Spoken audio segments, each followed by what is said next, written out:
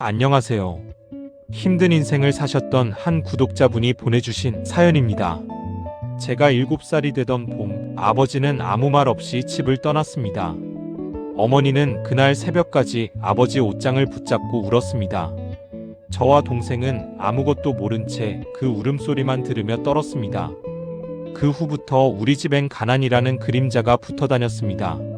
엄마는 손에 박이 터질 때까지 공장에서 일했고, 저는 어린 나이에 식당에서 그릇을 닦으며 용돈을 벌었습니다.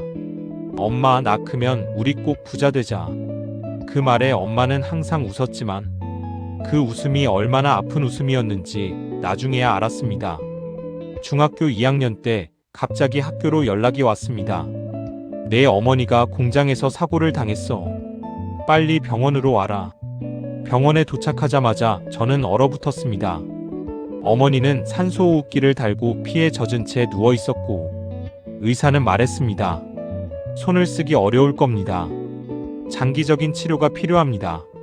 그 순간 제 세계가 무너졌습니다.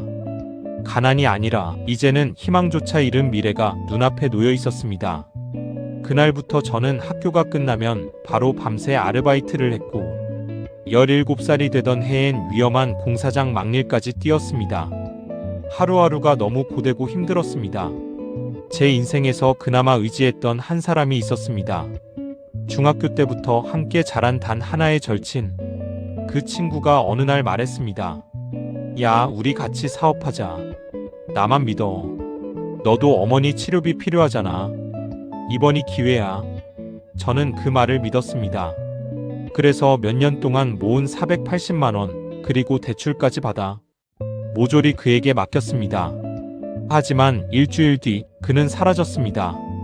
계좌는 비어 있었고, 전화는 꺼져 있었고, SNS는 모두 삭제되어 있었고, 저는 돈뿐 아니라 사람에 대한 믿음까지 잃었습니다.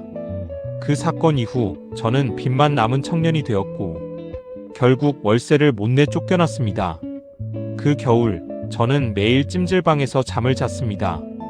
뜨거운 방 안에 누워 천장을 보며 이런 생각만 했습니다. 엄마한테 말도 못할 상황을 만들었구나. 나는 왜 이렇게 태어난 걸까? 그땐 정말 죽고 싶은 마음밖에 없었습니다. 하지만 어머니가 어느 날 이렇게 말했습니다. 너 없었으면 나는 벌써 무너졌어. 그러니까 내가 포기하면 안 돼. 그 말이 제 가슴에 불을 붙였습니다. 저는 다시 공부를 시작했습니다. 잠자던 새벽 시간을 쪼개 컴퓨터 자격증을 따고 한 달에 15만 원짜리 중고 노트북으로 독학을 했습니다. 그리고 마침내 작지만 안정적인 회사에 사무직으로 취업했습니다. 월급은 많지 않았지만 적어도 누군가에게 이용당하지 않는 삶이었습니다. 정직하게 일하고 주어진 만큼 받고, 그 단순함이 너무나 감사했습니다. 그러던 어느 날 납득할 수 없는 번호에서 전화가 걸려왔습니다. 아버지다. 목소리를 듣는 순간 온몸에 소름이 돋았습니다. 살 날이 얼마 남지 않았다. 딱 한 번만 얼굴 보고 싶다. 저는 처음으로 말을 잃었습니다.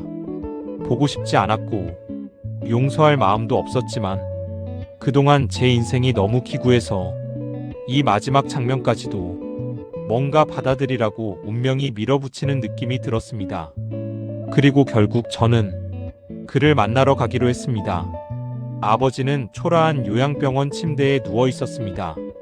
머리도 희끗희끗해져 있었고 손은 너무 떨리고 있었습니다. 미안하다.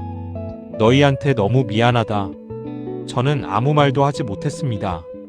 원망도 분노도 슬픔도 어떤 감정도 단 하나로 정리할 수 없었습니다. 하지만 문득 지금까지 저를 짓눌렀던 모든 감정이 조금씩 풀리는 느낌이 들었습니다. 저는 조용히 말했습니다. 이제 괜찮아요. 저 잘 살고 있어요. 아버지는 그 말에 울었습니다. 그리고 그날 이후 얼마 지나지 않아 조용히 눈을 감았습니다. 제 인생은 정말 기구했습니다. 가난, 배신, 절망, 그리고 오래된 상처까지. 하지만 그 모든 걸 지나오고 알게 된 게 하나 있습니다. 기구한 인생은 끝이 아니라 그냥 다른 사람보다 조금 더 먼 길을 돌아가는 것뿐이라는 것. 지금 이 영상을 보는 분들 중 누군가가 저처럼 힘든 길을 걷고 있다면 말하고 싶습니다. 포기하지 마세요. 언젠가 그 길 끝에 당신만의 새벽이 찾아올 겁니다.